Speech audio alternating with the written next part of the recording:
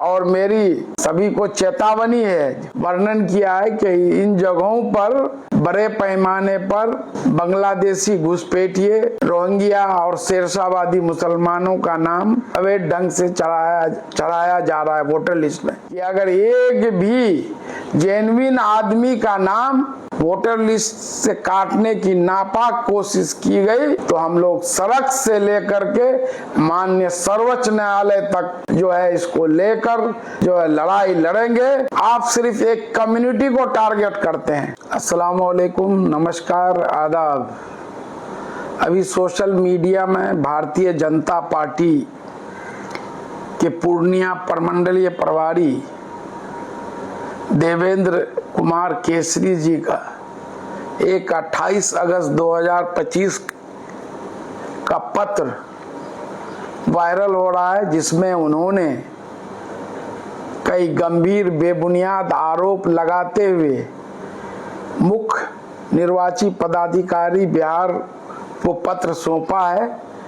और आरोप में ये कहा गया है कि पूर्णिया प्रमंडल के किशनगंज, अररिया, पूर्णिया, कटिहार में बड़े पैमाने पर अवैध ढंग से बांग्लादेशी, रोहिंग्या और शेरशाहवादी मुसलमानों द्वारा अवैध प्रमाण पत्र बनाकर वोटर लिस्ट में नाम दर्ज कराया गया है और इसकी जांच की मांग की गई है। अपने पत्र में उन्होंने कई बूथों का भी रेफरेंस दिया है। उदाहरण स्वरूप पोचा धामन विधानसभा में कुल 30 मतदान केंद्रों बूथों का उन्होंने वर्णन किया है कि इन जगहों पर बड़े पैमाने पर बांग्लादेशी घुसपैठिए, रोहिंग्या और शेरशाहवादी मुसलमानों का नाम अवैध ढंग से चढ़ाया जा रहा है वोटर लिस्ट में। और इसके अलावा पूरे किशनगंज जिले, अररिया जिले, पूर्णिया जिले, कटिहार जिले में कई बूथों का उन्होंने वर्णन किया है। अब जबकि आप सब लोगों को मालूम है वोटर लिस्ट SIR का काम अब अंतिम चरण में है। अब दावा आपत्ति और जो सुधार का जो समय था वो 1 सितंबर तक खत्म हो रहा है। और ऐसे में 28 अगस्त को ये पत्र जो बेबुनियाद आरोप लगाते हुए जो जिस तरह के ये कोशिश की गई है सीमांचल के अमन शांति को जो है पामाल करने की, जो भारतीय जनता पार्टी के द्वारा बराबर कोशिश की गई है, चाहे केंद्रीय मंत्री द्वारा हो, चाहे विधायक द्वारा हो, चाहे उप मुख्यमंत्री द्वारा हो, बेबुनियाद आरोप लगाकर। और अभी जिस तरह से आदरणीय राहुल गांधी जी, आदरणीय तेजस्वी यादव जी ने इनकी वोट चोरी को बेनकाब कर दिया है।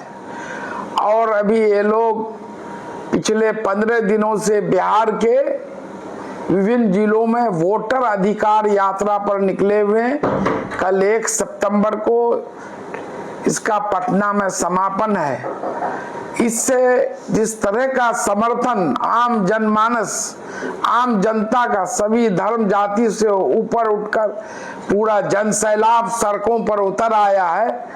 और जो है जिस तरह का वोटर का सर्वे में भी बताया गया कि 60% लोग बिहार के मानते हैं कि वोट चोरी हो रही है। राहुल गांधी, तेजस्वी यादव जी के आरोपों का समर्थन करते हैं। इस तरह से ये लोग बौखला करके इस तरह का चिट्ठी पत्र जारी गुपचुप तरीके से मुख्य निर्वाचन पदाधिकारी बिहार को देकर एक नाकाम कोशिश की है। और मुख्य निर्वाचन पदाधिकारी ने उसमें सभी चारों जिला पदाधिकारियों को अर्जेंट कार्रवाई के लिए निर्देश किया है।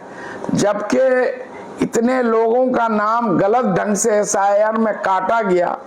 विपक्ष के 300 सांसद जो है चुनाव पार्लियामेंट से चुनाव आयोग तक मार्च किए, जिसको रास्ते में डिटेन कर दिन भर थाने पर रखा गया, या उनके कोई आरोपों पर संज्ञान नहीं लेती है। अल्टीमेटली जो विपक्ष को सुप्रीम कोर्ट का दरवाजा खटखटाना पड़ा।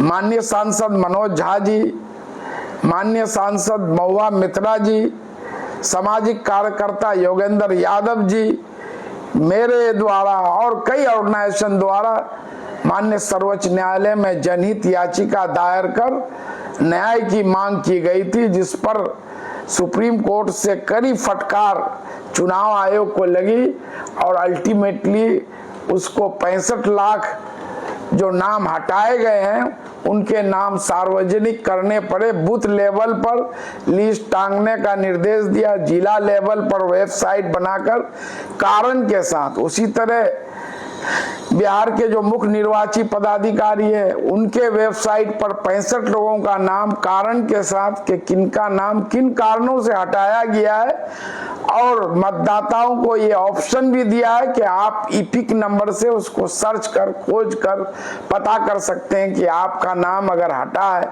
या आपके रिश्तेदार का नाम हटा है तो किन कारणों से हटा है।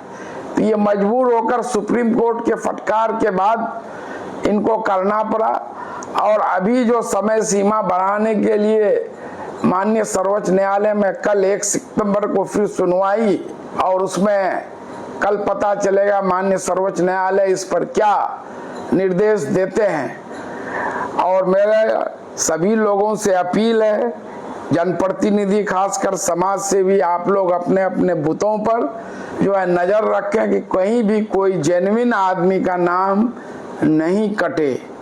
अगर वो कटता है तो आपकी सूचना हम लोगों तक दें, जिला पदाधिकारी तक दें, चुनाव आयोग तक दें, नहीं तो अल्टीमेटली हम लोगों ने माननीय सर्वोच्च न्यायालय में जनहित याचिका दायर किया हुआ है। और मेरी सभी को चेतावनी है, जो भी आदमी इसमें इस काम में लगे हुए हैं, चाहे पदाधिकारी हो, छोटे हो, बड़े हो, कि अगर एक भी जेन्युइन आदमी का नाम वोटर लिस्ट से काटने की नापाक कोशिश की गई तो हम लोग सड़क से लेकर के माननीय सर्वोच्च न्यायालय तक जो है इसको लेकर जो है लड़ाई लड़ेंगे, और कोई भी ऐसे पदाधिकारी जो बख्शे नहीं जाएंगे जो किसी जेन्युइन आदमी का नाम जो है मतदाता सूची में जो है काटने का काम करेंगे। इसीलिए अगर कोई बांग्लादेशी है, कोई अगर